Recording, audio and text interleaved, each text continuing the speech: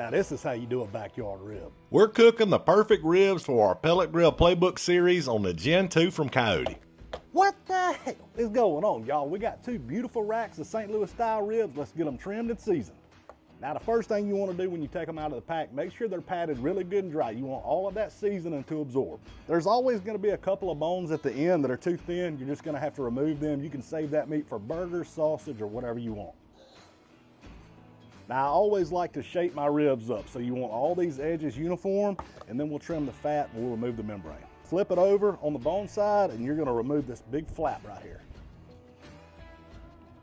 Just take you a butter knife or something and go under it on one end, snatch her off.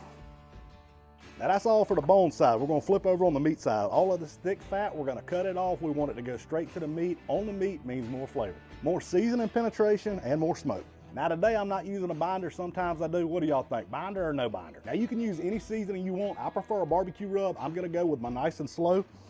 On the bone side, you don't have to go crazy on the bone side, not much back here. Now we're gonna come behind that with my any reason seasoning. That's an all-purpose. If you've got a favorite all-purpose, you're welcome to use that too. Pat it in, don't rub it. I know they make rubs for meat, but you do not rub your meat, you're gonna rub the seasoning off. Same thing on this side, nice and slow, and the any reason seasoning.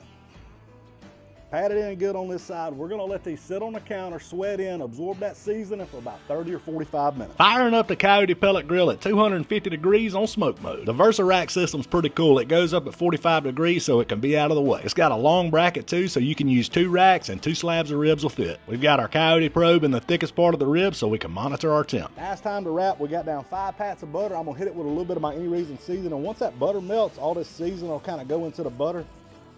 Good stuff. Going meat side down. Get that folded good and tight. Close her up until they reach 195, no peeking.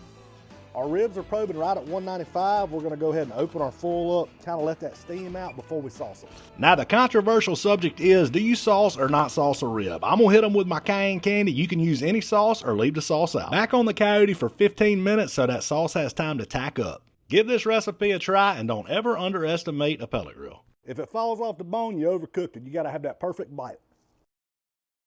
I may have outdone myself with these.